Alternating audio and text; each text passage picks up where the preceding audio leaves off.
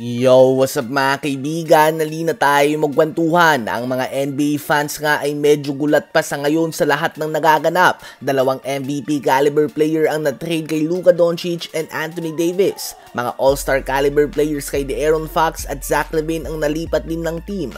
At mukhang hindi pa nga tayo tapos lalo na't malapit na ang trade deadline. Subalit ang tanong ng madami ay ano ba ang ginagawa ng general manager ng Golden State Warriors, Mike Dunleavy?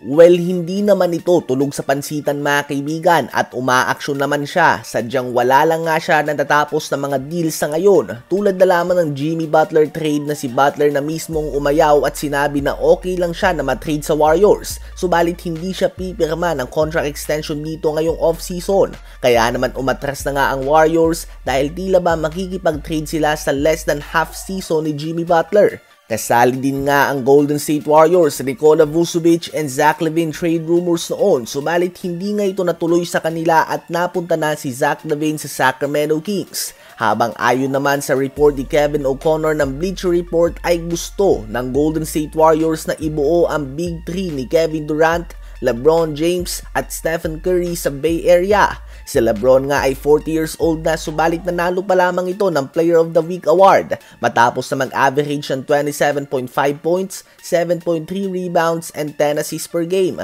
Impresibong stats nga yan mga kaibigan. Ganun pa man, ayon nga kay Shams ng ESPN ay walang planong i-trade ang Lakers si LeBron sa ngayon at gusto nila itong maging mentor ni Luka Doncic moving forward. Gusto nga ng Lakers na matuto si Luka kay LeBron pagdating sa work ethic, conditioning at iba pa.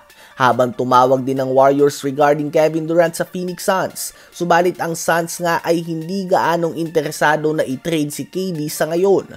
Ayon kay Shams ng ESPN ay desperado ang Warriors na ipare si Curry sa isa pang All-Star at tinatawagan nito ang lahat ng teams kung available ba for trade ang kanilang mga All-Star players tulad na lamang ni Paul George, Jimmy Butler, LeBron James, Kevin Durant at iba pa. Ganun pa man, so far ay wala pa kang willing na makipag-negotiate sa Warriors. Ganun pa man ay hindi nga sila nakatunganga lang. Gumagalaw naman si Mike Dunleavy Jr. Sadyang hindi lang nga nagugustuhan ng mga team sa ngayon ang kanyang mga trade proposals. Gustong-gusto na nga ng Warriors na bigyan si Curry ng kapares na All-Star upang mapanatili ito na masaya sa kanilang team. Subalit hindi nga ito mga kaibigan na i-execute ni Mike Dunleavy Jr. sa ngayon. Gusto nga ng Warriors sa mabuo ang Big 3 na LeBron, Curry at KD, subalit sa ngayon ay Warriors lang nga ang may gusto nito, hindi ang Suns at hindi din ang Lakers. Matapos ang Luka Doncic trade ay wala ng interes ang Lakers na pakawalan si LeBron, habang Suns naman ay pwedeng madala pa sa negotiation, subalit as of February 4, 6:30 AM Philippine time,